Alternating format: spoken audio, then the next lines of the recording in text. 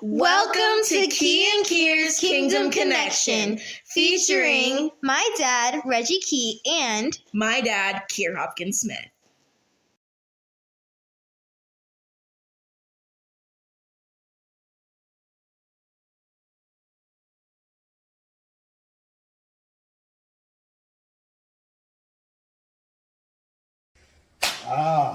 Here we go. Oh, be careful, be careful. I just put some cocoa butter. It's going, somebody get hit in the face because it's too slick. Hold up. You see, right. Oh, here it is, baby. Kier's Kingdom Connection. Kingdom Connection. One more again. So we didn't spit the wheel. We thought about possibly doing Deliverance Part 2, but both of us was like, let's spin the wheel and just see, where it brings us. We spent the wheel and we landed on Black Boy Joy. Yeah. Black Boy Joy, right? And you said Black Girl Magic, right? But we gonna focus on Black Boy Joy, right? Because that Black Girl Magic be having a lot to do with hair. Neither one of us got that, so we gotta have a joy. We gotta have a joy somewhere else, right? Yes, sir. But man, brother, listen. I'm grateful and I'm thankful, Reggie, for one, just being in the skin that I'm in, right? It's the skin that I'm in. Mm-hmm. But in the midst of me, as you talked about earlier, we and I talked off camera, just coming into that place. I used to have like my own little personal issues, even with my skin. And it wasn't necessarily against somebody who wasn't black. It was actually the variances of the colors of black people that was messing with me. Really? Seriously. Because I saw some dark folk. I thought, my God, that complexion looks good. Yeah. I ain't got that. And then I seen what we call red bones back in the day. Mm-hmm. I was like, yo, light skin, something new. And I ain't got that. Yeah. Right? And it took I was probably in my later teenage years. This is pre-Jesus, where just the settling of the very skin that I'm in, that I could be okay with, mm-hmm. and accept it and say, wait, God, you put me in this, right? Mm-hmm. You allowed me to have this, and is there a joy that I can extract from that can be contagious to others? Yeah. It can be difficult, I think, for our young men who see the environment that their fathers and uncles and relatives and other black men grow up in, mm-hmm. and we gotta have a slight scowl on our face. We gotta whether it's to create this persona, to perpetuate this persona, or because the world is just not complying with us being great. I have some concerns. We got to be specific because we're going to talk about our sons and these two Josiahs. So Josiah the elder, no, your son is Josiah the elder. Mine is Josiah the younger. Right. So one of the things that I've talked to Josiah the younger about often is, hey, look, man, like when you go into a circumstance, when you go into a place, make sure that you have fun. Because if you don't have fun, the only person whose fault it is yours. Right. And I'm talking to him from a perspective of, I was that kid who was trying to be, because I didn't fit in a lot when I was younger. So then when I started figuring out how to fit in, I would just kind of be like, posted up, chill. Right. I can't smile. Yeah. And there's some things that I wouldn't allow myself to do because I couldn't control how I looked when I did them. Okay. And I see it in my son. I'm like, let loose. Like I think they're having both of our children, your daughter and my son, are in band in some way, shape, or form, and I think they had a spirit week this week. Okay. And so they had these different themes, and I didn't really participate in spirit week when I was his age. Oh, okay. But I'm encouraging him, like, yo, do it though. Yeah. Like I was like, my parents never really knew what was going on and never really encouraged me. But I was like, bro, we can go out and get some of these. Right. They had like a sports themed shirt. I was like, dude, we can go get you a shirt. Yeah. Like, just make sure that you allow yourself to participate and have fun. Yeah. Like, let that joy come out no matter how it looks. Because if you looking foolish, guess what? You're not going to be the only one. That's the whole point of it. Right. And I want him to get comfortable enough with who he is that he doesn't care who's watching. Yeah. Because I mean, real talk, I carry this thing with me where I'm always feeling like somebody is. I always feel like right, somebody's watching me, right? And it takes me. It doesn't take me out of my zone. It keeps me in my zone. Yeah. And I'm like, I mean, I'm jogging today, and it's some people that are on the street that normally aren't. I think they were workers or whatever, and they were just in their truck. And it's a certain place where I get this anxiety that hits me right here because I'm like, they're watching me. Yeah. And whether they are or not, yeah, why should it affect? I'm just out jogging. Yeah. So I don't want him to be bound by that. It took you. me a long time to get away from that. And I'm still learning to still peel those layers back. Yeah. And those layers, man, it's crazy because if we take a dissection into that, there are levels of those layers that have absolutely nothing to do with you. Yeah. Nothing to do with you. Mm-hmm. There is stuff that we know, man, gets passed down to the generations that are thought processes and ideas and ideals that are passed down, whether directly or indirectly. It's the unspoken stuff that gets unspoken, right? And it's, as you know, as being a man of God, the importance of having to speak to a thing. Mm-hmm. You got to be willing to speak to it. And just as you said, it's like, listen, there's an angst that kind of gets me right here, and I'm still working to peel that back. The fact that you're actually verbalizing it is actually bringing anything that could fester the darkness into the light, right? One of the things, man, that used to mess with me, coming into Christ, I grew up in what we call the traditional black church, right? And so coming into Christ, getting introduced to any church that wasn't the black church, bro, it was like, what is this? Yeah. It was mind blowing. I'm like, who sings these songs, right? And I'm like, we start praising God, and they get loud, they get good, folks be dancing, and then they get good, and they hum greater. And I was like, what just happened, right? And I'm like, okay. And so the Lord had to begin to actually begin to reveal greater things to me, because within that, I didn't recognize that I was starting to place my own prejudices against things in the body of Christ, right? And the Lord was like, you can't walk in what I have for you to walk in with these limitations on you, because then you will look and tell me who you can minister to. Oh, man. Yeah, that was what the Lord gave me. You'll tell me who you can minister to and who you can't minister to, based off of your own prejudices. So the Lord had to set me completely free from that. And then within that, in ministry, is many times where, as you talked about, being watched, but I would be the only representative of anyone that was African American in a Christian setting doing like big events. I'd be the only one, and here I am representing, right?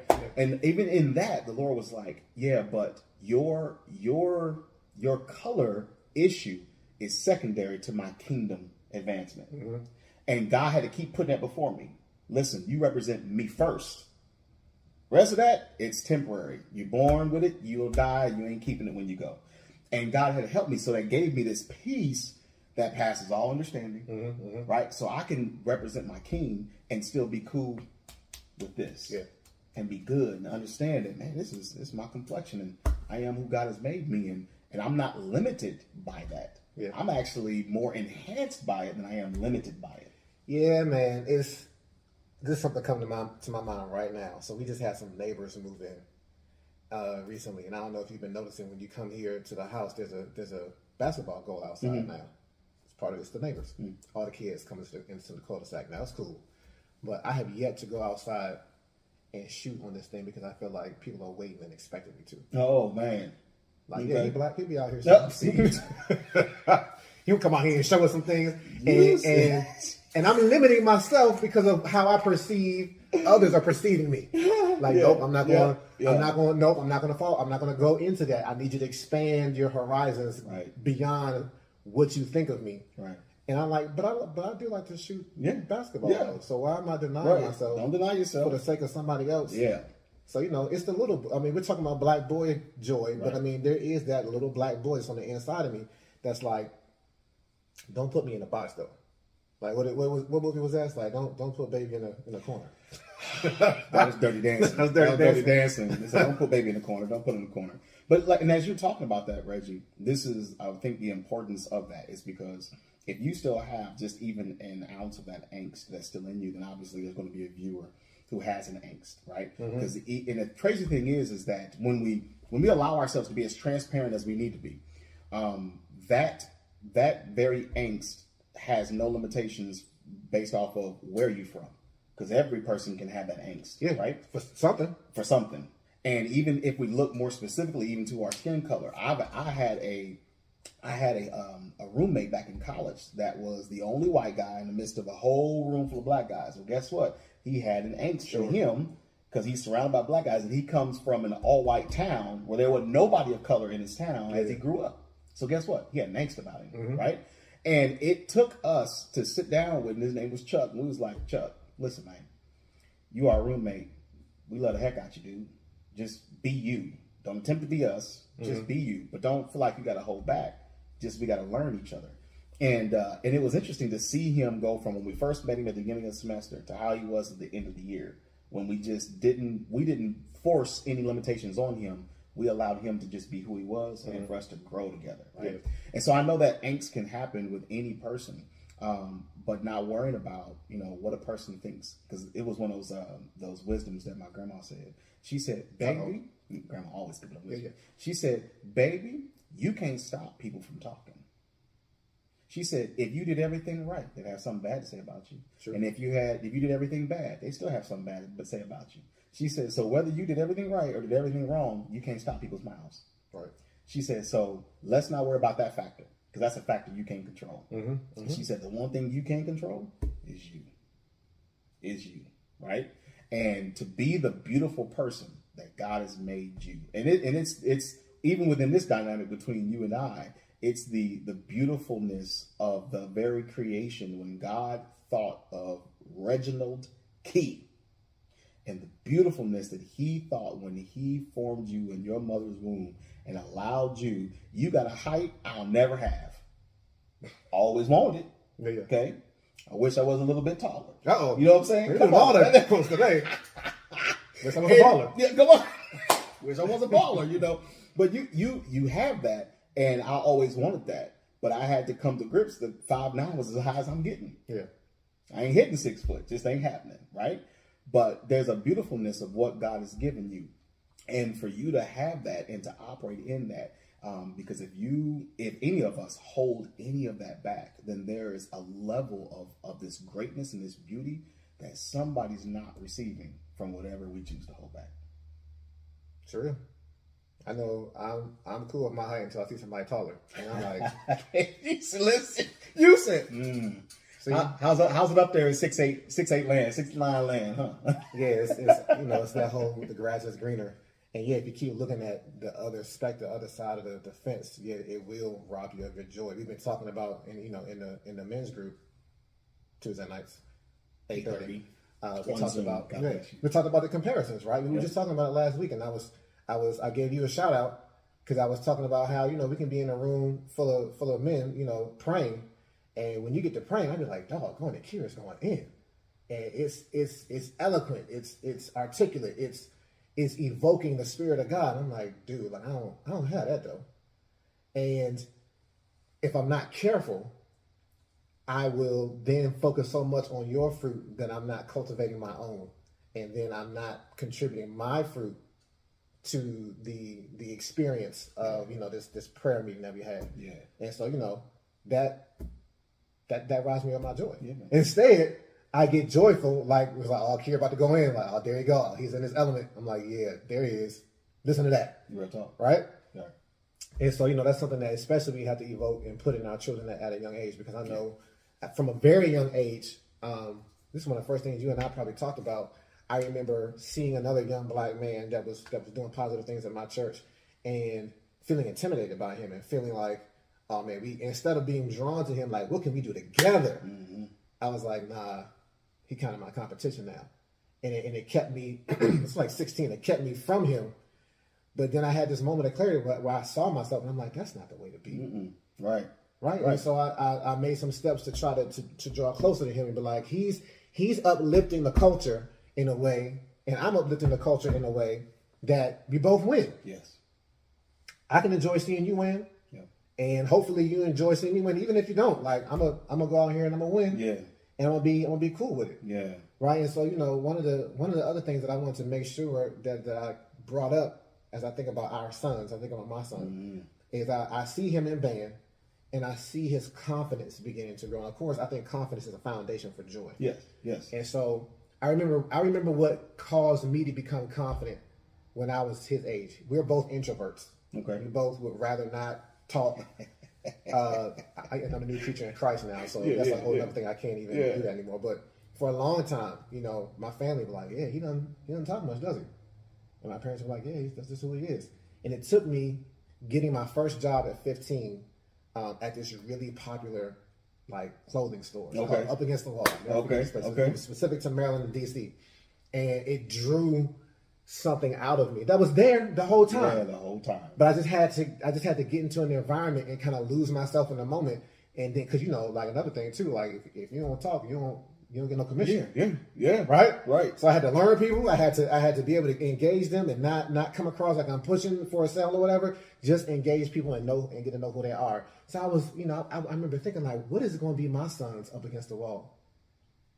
What's going to bring him outside of himself and it's band, because I hear this confidence. It's swag, really, when he talks. And you've heard it too, not just from Josiah, but I'm sure your daughter Tamira, they have this confidence about their program. Where I hear him talk about another, you play you in a band? Yeah, you in a band to get mine. He says, as a matter of fact, I'm like, wow, really? Who is this? Who is this guy? When you walking around with the championship here, the championship there, and you looking at them you ain't got no bling? Oh, okay. Yeah. And so, I pulled him to the side for a second. I was like, hey, man, calm that down a little bit.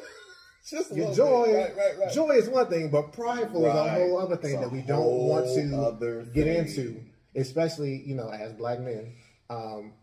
But I see it, though. That is his moment where he's becoming more confident, and it's drawn him out, and I see his joy exuding, and it's still here, but I see it increasing. Yeah, and I love increasing. Right. And as we we wrap this up and we're looking at it, man, as we talked about even before, is the pitfalls of the confidence, right? It's the joy that has to stay in its purest form, and obviously tethered to our God. Otherwise, when it's not pure and it's not tethered, it creeps into self-confidence. It creeps into pridefulness. It can creep into idolatry. Yeah. Right. It can creep into places, and we have to be careful of that. Say circumspect.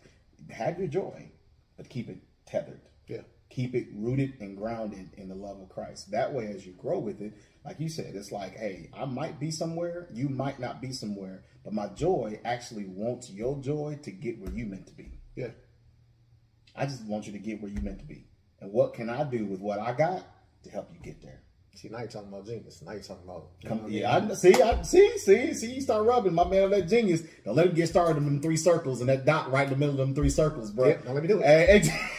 Don't let me do it. We should end here. You said it right there, because we talk about them 3 circles. My God. The whole workshop will bubble out. And the whole thing is just start yak. But that's the beauty of you. Regardless of if you have that introverted thing, that thing that blesses you to bless others with is going to immediately open the floodgates. And that is the essence of that black boy joy. Hey. You can't say nothing else like that. You landed that plane real well. Bruh, come on, baby. Come on. That was smooth. You said all net, no rim. Come on. Yeah.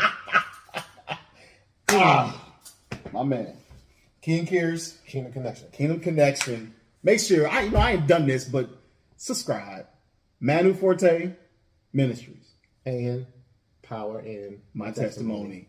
Like us, subscribe, stay with us. We're going to keep this rolling every week. Blessings.